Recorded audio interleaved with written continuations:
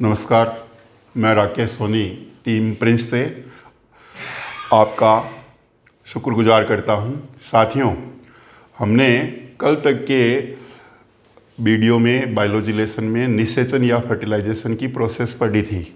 अब उससे आगे अपन पढ़ते हैं रोपण या इम्प्लांटेशन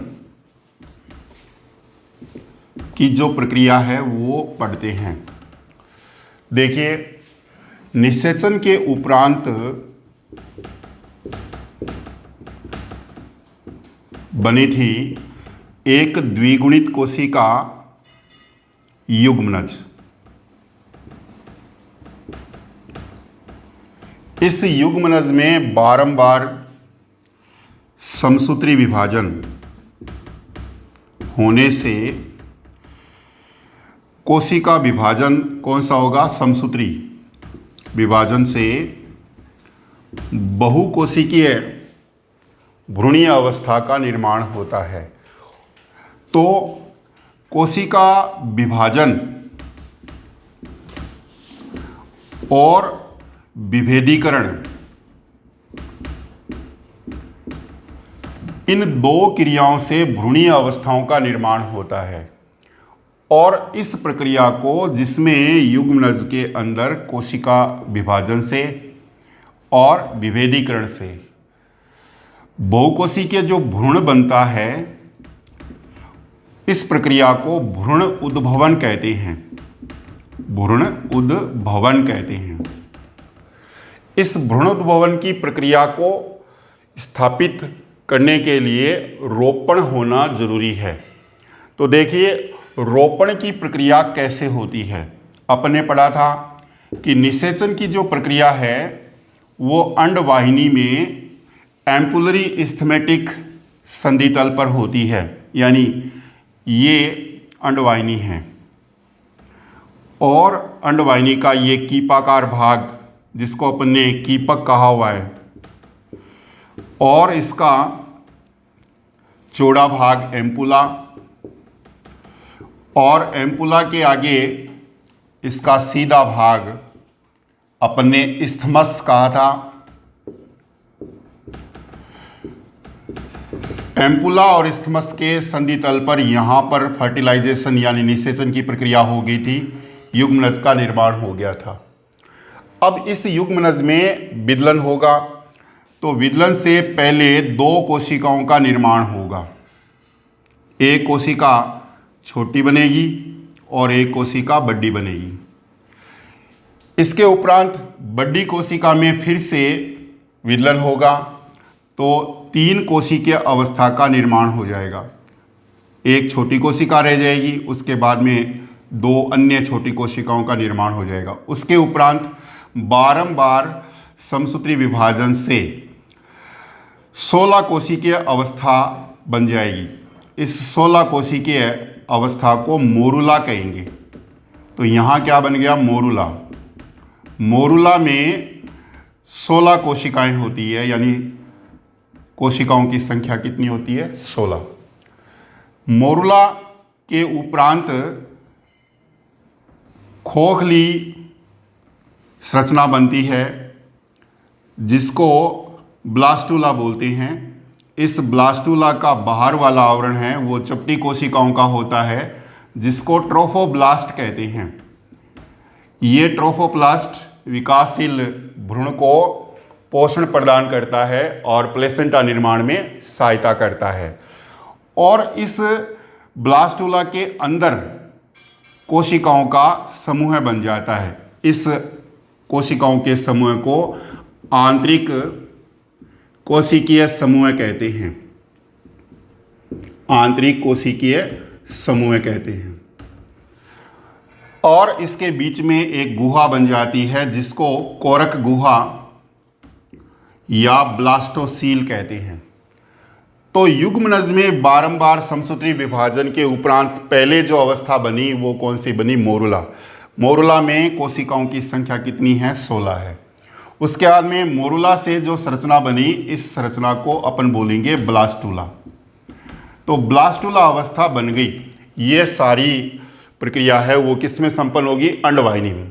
याद रखना है कि इन सब के बाहर एक आवरण है जोना पेल्यूसिडा, जोना पेल्यूसिडा।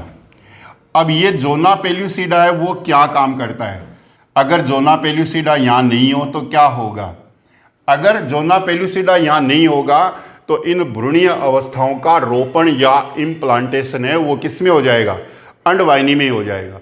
अंडवाहिनी में रोपण न हो उसको रोकने के लिए, कि अंडवाहिनी में रोपण की प्रक्रिया न हो उसको रोकने के लिए इन भ्रूणीय अवस्थाओं के चारों ओर क्या पाया जाता है? जोना पेल्यूसिडा का आवरण पाया जाता है। इसके पश्चात ये ब्लास्टुला अवस्था है वो लुढ़क कर गर्भाशय की अवकाशिका में आ जाती है। ये मान लेते हैं गर्भाशय की अवकाशिका है, उसमें आ गई। इधर से मान लेते हैं दूसरी अंडवाहिनी है और दोनों अंडवाहिनियां मिलकर अपने पड़ा हुआ है एक पेशीय अंग बनाती है जिसको गर्भाशय कहते हैं। इस गर्भाशय में ये ब्लास्टुला अवस्था लुढ़क कर आ जाएगी गर्भाशय की अवकाशिका में। तो जो ही गर्भाशय की अवकाशिका में ये ब्लास्टुला अवस्था आएगी तो गर्भाशय द्वारा स्रावित लयनकारी एंजाइम जो हैं वो इसके बाहर स्थित जोना पेल्यूसिडा के आवरण को क्या कर देगी? गला देगी। अब इस कोरक पुट्टी में या ब्लास्टुला में बाहर की ओर है चपटी कोशिकाओं का आवरण जिसको अपन ने क्या कहा हुआ है? ट्रोफोब्लास्ट, और आंतरिक कोशिकाओं का समूह है। जिधर से आंतरिक कोशिकाओं का समूह है उसको अपन बोलते हैं सक्रिय ध्रुव, और जिधर आंतरिक कोशिकाओं का समूह नहीं है उसको अपन बोलते हैं अक्रिय ध्रुव। तो ये ब्लास्टुला अवस्था है वो सक्रिय ध्रुव की ओर से इस गर्भाशय के बाह्य स्तर से क्या हो जाएगी? चिपक जाएगी। तो ब्लास्टुला अवस्था का गर्भाशय की भित्ति से चिपकना क्या कहलाएगा? रोपण कहलाएगा। परंतु मनुष्य में सतही रोपण नहीं पाया जाता है। मनुष्य में पाया जाने वाला रोपण कौन सा होता है? अंतराली रोपण होता है। अंतराली रोपण का मतलब क्या होता है कि ये ब्लास्टुला अवस्था या कोरक पुट्टी अवस्था है वो गर्भाशय के एंडोमेट्रियम, जो सबसे आंतरिक स्तर था गर्भाशय की भित्ति का, उसको अपन क्या कहेंगे? एंडोमेट्रियम। उस एंडोमेट्रियम में आकर क्या हो जाएगी? स्थापित हो जाएगी। इस प्रकार के रोपण को अपन क्या कहेंगे? अंतराली रोपण कहेंगे। तो रोपित होने वाली अवस्था कौन सी हुई? ब्लास्टुला। ब्लास्टुला गर्भाशय की भित्ति से चिपकेगी कौन से ध्रुव से? सक्रिय ध्रुव से। सक्रिय ध्रुव कौन सा है? ब्लास्टुला में जहां आंतरिक कोशिकाओं का क्या है? समूह है। अब जब ये ब्लास्टुला इस गर्भाशय की भित्ति में अंतःस्थापित होगी तो यहाँ का ऊतक, गर्भाशय का ऊतक है वो क्या हो जाएगा? क्षतिग्रस्त हो जाएगा। तो इस ऊतक को बंद करने के लिए यहाँ पर रेशेमय संयोजी ऊतक का निर्माण हो जाएगा और एक प्लग नुमा संरचना बन जाएगी। उस प्लग नुमा संरचना को क्लोजिंग कोएगुलम कहेंगे। क्लोजिंग कोएगुलम। तो क्लोजिंग कोएगुलम क्या है कि गर्भाशय की भित्ति में जब ब्लास्टुला अवस्था अंतःस्थापित होती है तो गर्भाशय की भित्ति क्षतिग्रस्त होती है और क्षतिग्रस्त भित्ति पर रेशेमय संयोजी ऊतक का जमावड़ा होगा तो एक प्लग नुमा संरचना बन जाएगी। उस प्लग नुमा संरचना को क्या कहेंगे? क्लोजिंग कोएगुलम कहेंगे। अब देखिए कि यहाँ पर दो कोशिकीय अवस्था बनी। ये दो कोशिकीय अवस्था है निषेचन के उपरांत लगभग 24 से 30 घंटों के अंदर बन जाती है। बार बार विदलन होने से लगभग 72 घंटे के अंतराल में 72 घंटे के अंतराल में युग्मनज से क्या बनेगा? मोरुला बनेगा, या अपन कह सकते हैं थर्ड डे, निषेचन के उपरांत थर्ड डे है वो क्या बनता है? मोरुला बनता है। और मोरुला से फोर्थ डे, चौथे दिन क्या बनता है? ब्लास्टुला बनता है। उसके बाद निषेचन के बाद जो निषेचन के बाद में रोपण की क्रिया होती है वो नियर अबाउट 7 से 8 डेज आफ्टर हो जाती है। Thank you. अपन ने एक छोटा सा पोर्शन पढ़ा है रोपण। अपने पूर्व लेसन में एक साथी जिनका नाम सूरज गौड़ है, उन्होंने कमेंट्स में 2-3 प्रॉब्लम वाले क्वेश्चन पूछे। मेरे ख्याल से वो प्रॉब्लम वाले क्वेश्चन नहीं है सर, फिर भी आपको संतुष्ट करना हमारा दायित्व है। इसमें आपने एक क्वेश्चन लिखा कि सर अंडोत्सर्ग की क्रिया में कौन सा हार्मोन उत्तरदायी है। तो सूरज जी मैं आपको बता दूं कि अभी हमने अंडोत्सर्ग की क्रिया पढ़ी नहीं है, फिर भी आपके जवाब के लिए अंडोत्सर्ग की क्रिया के लिए उत्तरदायी हार्मोन होता है LH, क्योंकि जब अंडोत्सर्ग की क्रिया होती है तो LH हार्मोन, ल्यूटिनाइजिंग हार्मोन है, वो अधिकतम मात्रा में स्रावित होता है, जिसको LH सर्ज बोलते हैं। तो अंडोत्सर्ग की क्रिया के लिए सर्वप्रमुख उत्तरदायी हार्मोन कौन सा हुआ? LH हुआ। सूरज जी आपका दूसरा क्वेश्चन है कि इनफंडिबुलम क्या है। इनफंडिबुलम को हमने हिंदी में क्या कहा? कीपक कहा। तो इनफंडिबुलम है अंडवाहिनी का आगे वाला भाग जो कीपाकार होता है, उसको क्या कहेंगे? इनफंडिबुलम या कीपक कहेंगे। सूरज जी आपका तीसरा क्वेश्चन है कि नर के सीसन और वृषण कोष के समजात अंग मादा जनन तंत्र में कौन से हैं। तो आपने अगर वीडियो देखा है तो उसमें स्पष्ट तौर पर ये बातें समझाई हुई है, फिर भी मैं आपको बता देता हूं कि सीसन का जो समजात अंग है, सीसन का समजात अंग क्लाइटोरिस है, जो मादा जनन तंत्र में पाया जाता है। दूसरा, वृषण कोष का समजात अंग, वृषण कोष का समजात अंग बाह्य जननांग, क्लाइटोरिस भी बाह्य जननांग है, लेबिया मेजोरा होता है।